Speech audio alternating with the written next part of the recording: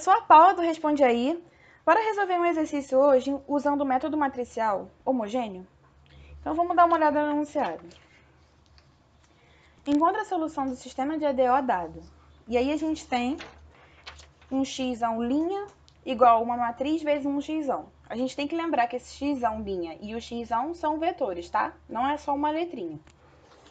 Então, o passo 1 é a gente identificar quem é a matriz A naquele nosso problema.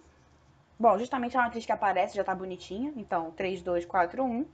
E assim que a gente identifica, o passo 2 é a gente calcular os autovalores de A. Como é que a gente calcula os autovalores de A? É o seguinte, você vai pegar a sua matriz A, e sabe esses elementos da diagonal, o 3 e o 1, nesse caso?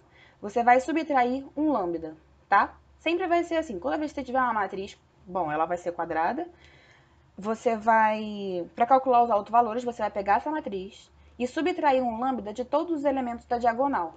Quando você faz isso, você tem que calcular o determinante da matriz que você encontrou, tá? Que nesse caso, como a gente tem uma matriz de ordem 2 por 2, né? A gente vai simplesmente multiplicar em cruz essa diagonal. Então, vai ficar 3 menos lambda, que multiplica 1 menos lambda. 1 menos lambda. Menos, quando a gente vai no sentido contrário, ó, quando a gente desce para o outro lado, tem que ser negativo. Então, menos 2 vezes 4. Quando a gente arruma essas coisas, a gente vai encontrar um polinômio do segundo grau, tá? Dessa forma. E a gente precisa descobrir quem são os valores de lambda que respeitam esse determinante ser igual a zero. O determinante precisa ser igual a zero. Então, bom, Bhaskara, né? Você pode resolver da maneira que você achar melhor. Então, é menos b mais ou menos a raiz de delta. Só que quem é delta? Delta é b ao quadrado menos 4 vezes a vezes c. Tudo isso sobre 2a. Então, o b é menos 4. Então, menos 4, eu vou ficar com 4. Mais ou menos a raiz de b ao quadrado, dá 16, né? 16 menos 4 vezes 1 vezes menos 5. Tudo isso sobre 2 vezes a.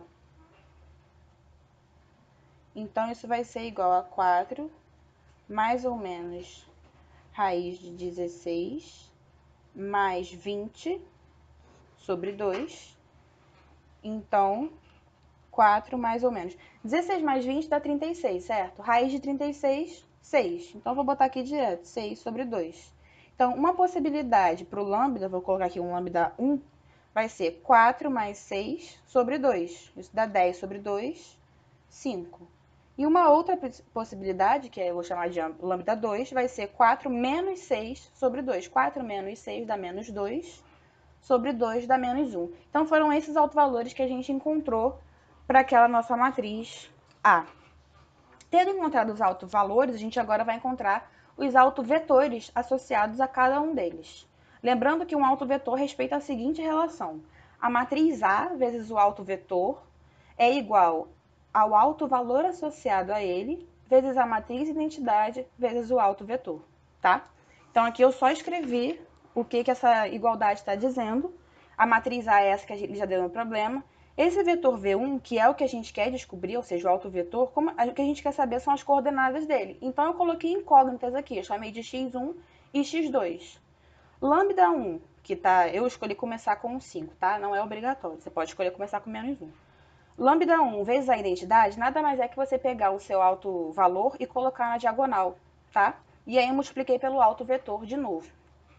Agora vamos multiplicar a matriz, lembrando. Vou começar por esse lado aqui. Quando a gente vai multiplicar a matriz, a gente multiplica linha com coluna. Então, eu vou ficar com 3 vezes x1 mais 2 vezes x2, tá? Então, isso vezes isso, mais isso vezes isso, tá? 3 vezes x1 mais 2 vezes x2. E com a linha de baixo também, linha vezes coluna. 4 vezes x1, 4 vezes x1, mais 1 vezes x2, que é o próprio x2. Certo? E aí isso vai ficar 5 vezes x1 mais 0 vezes x2. Então, isso é 5x1. E 0 vezes x1 mais 5x2. Então, 5x2. Bom, isso aqui já era um sisteminha pra gente, né?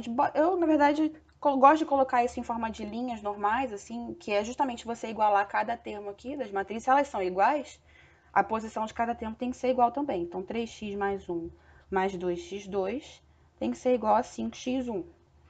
E 4x1 mais x2 tem que ser igual a 5x2. Tá? Vou pintar aqui para ficar bonitinho. Tá. Feito isso, agora quando vocês arrumarem isso aqui, você vai ver que as duas equações vão ficar iguais, tá? Vai ficar igual. Vai ficar x1 igual a x2, nos dois casos. O que isso quer dizer? Paula, não sei quais são os valores ainda. Isso quer dizer, gente, que se você chutar um valor, essa parte é a hora do chute, é a parte mais legal de tudo. Se você chutar um valor para o x2, por exemplo, o x1 já vai ser determinado através daí. Porque, vamos lá, se eu falo que o x2 é 1, quanto tem que ser o x1? 1 também, porque ele tem que ser igual ao x2. Esse é um conceito chamado de variável livre, quando você pode chutar um valor para uma variável para que a outra seja definida também, tá? Então, eu vou chutar aqui que o V1, vou colocar aqui nas posições, vai ser 1 e 1, tá? As coordenadas deles são iguais, é isso que quer dizer essa relação. Tá, feito isso, agora a gente vai fazer isso para o outro autovetor, porque a gente tem dois autovalores. Então, aqui, vai ficar com 3y1 mais 2y2. E aqui eu já vou fazer direto, porque para não ficar muito comprida essa aula, tá? Menos y1 e eu vou ficar com 4y1 mais y2 igual a menos y2.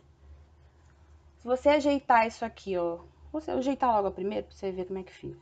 Vou ficar com 2y2 igual a menos 4y1. Então, se a gente simplificar essas coisas por 2, eu fico com y2 igual a menos 2y1. Essa é a relação que vai aparecer aqui embaixo também, tá? Bom, olha a relação que a gente encontrou. O y2 tem que ser igual a menos 2y1. Isso aqui agora vai de gosto, tá? Quando eu vejo 2 multiplicar qualquer coisa vezes a outra, eu gosto de primeiro chutar um valor para essa variável, para depois a outra ser definida de forma inteira, para ser um número inteiro, para não ser quebrado. Então, o y1 eu vou dizer que é 1. Como o y1 é 1, o y2 vai ser menos 2 vezes 1. Então, menos 2. Encontrei o segundo autovetor. Ele está relacionado a menos 1. Bom, encontrados os autovetores, agora a gente vai para a solução geral. A solução geral é dessa forma. x1, vou dizer aqui quem é x1. Primeiro, a gente tinha aquele vetor x, lembra lá no início do exercício? Isso aqui é o que é o x1 e x2. Botei aqui diferente para você não confundir. Essa primeira solução vai ser o autovetor vezes e elevado ao autovalor associado a ele, vezes a variável. E a segunda vai ser o outro autovetor vezes e elevado ao autovalor associado a ele, vezes a variável. A gente já viu que o V1 era 1, 1 e o V2 era 1 menos 2. Então, ó, o 1 estava associado ao autovalor 5, né?